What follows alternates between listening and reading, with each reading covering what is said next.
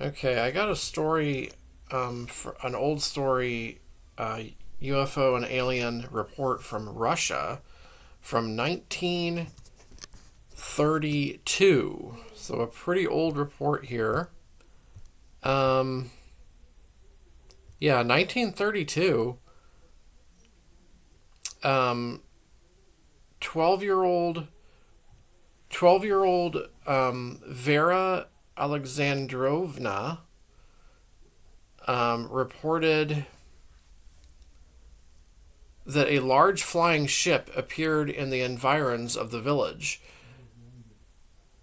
Before landing, it flew over the river, creating a large wave that threw the boats onto the bank of the river. The object landed on a potato field behind the village. The craft then dug a hole on the ground and submerged into it almost completely. What?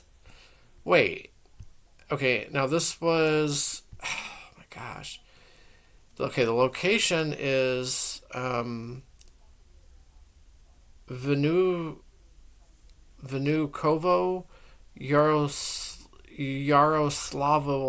Yaroslavl province. Okay. Okay.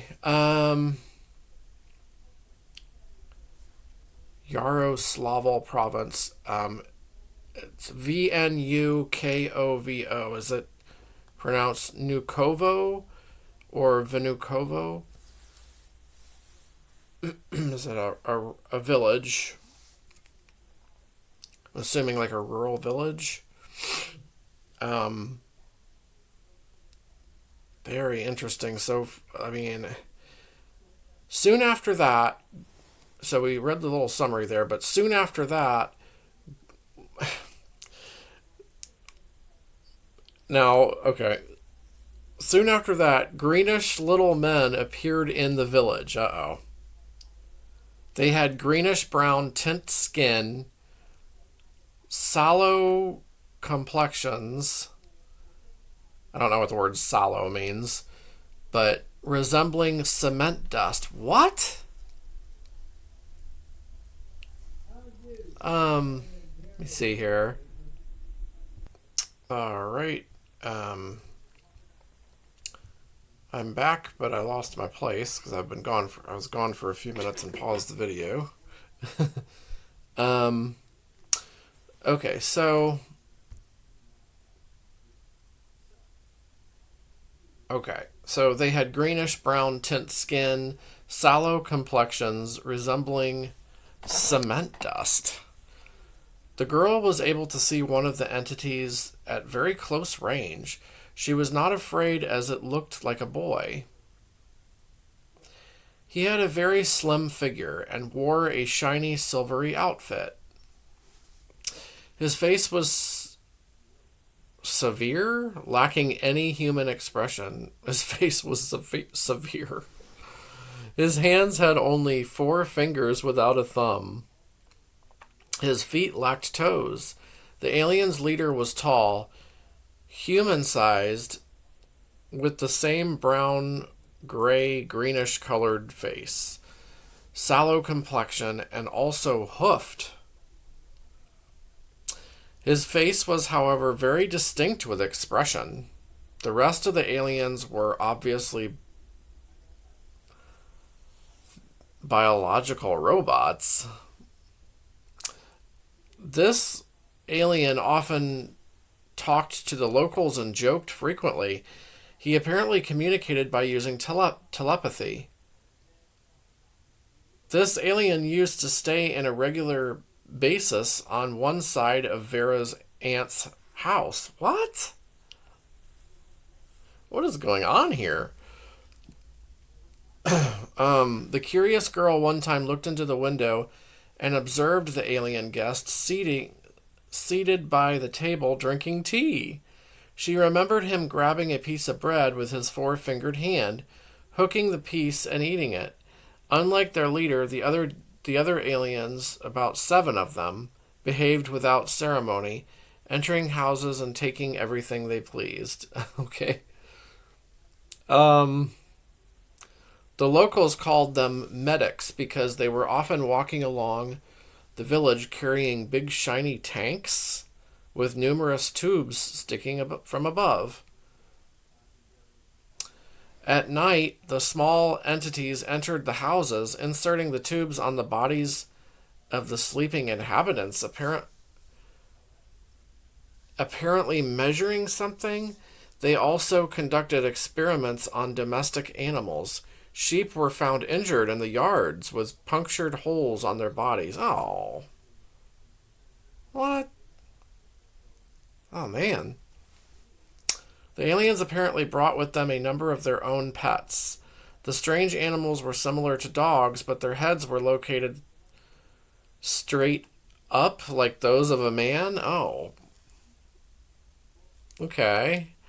The other alien animal pets resembled monkeys, which were brisk, nimble, quick moving, and omnipresent. These monkey-like creatures drank milk, stole eggs, and also ate chicken and geese. Oh. Doesn't sound like the villagers were having a very good time here with these aliens. They were fearful to appear in plain sight of the villagers, but their excrement was found in many different locations around the village. Oh, Jesus. Cows and horses could not eat the hay since it was full of alien pet excrement. Ew. At one point, the potatoes disappeared from the fields. The ground appeared to have been dug up. The cheese and the grain also began to vanish from the local plants.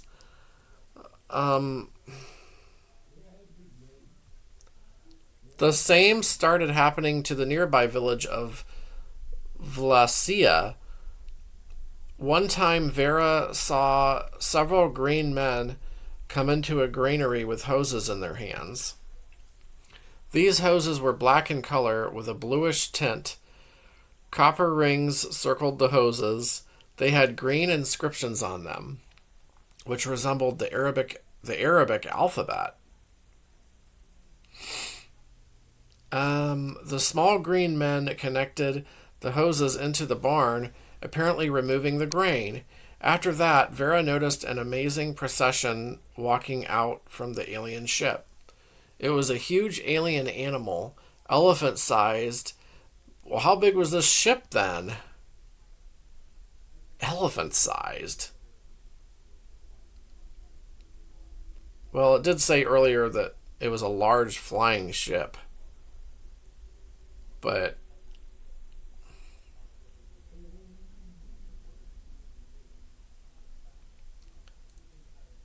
okay. Elephant-sized but without the trunk. It moved slowly towards the barn. The animal had something like a yoke on its back, with tanks hanging from its ends. The green men walked by the tanks, supporting them with their hands to prevent them from swinging back and forth. The procession approached the granary. The grain was then sucked through the hoses into the tanks, and the huge animal transported them back to the craft. Vera ran to get help from the adults, but they were all busy at work. Life in the village became impossible as a result of the alien interference. Some locals began leaving the area. Local officials were later imprisoned. And accused of sabotage as a result of the missing grain and cheese. Apparently, the aliens eventually left the area. What in the world is this story? Oh my god. Well, that's the story. Whatever this is. Oh my gosh. So 1932 Russia.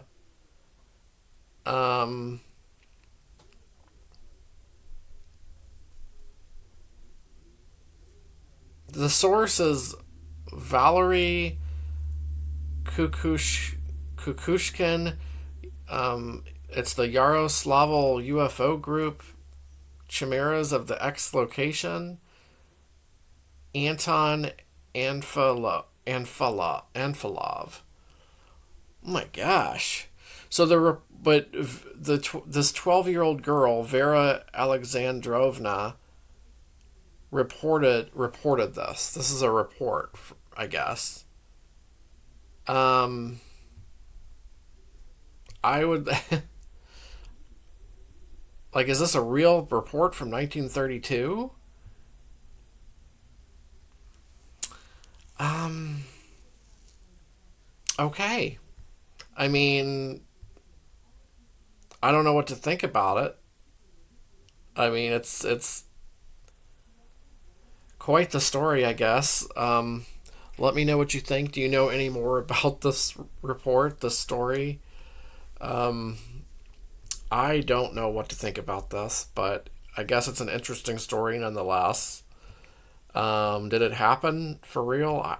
I don't know. I have my doubts, but I have no idea because I don't know, the legitimacy of this story and report.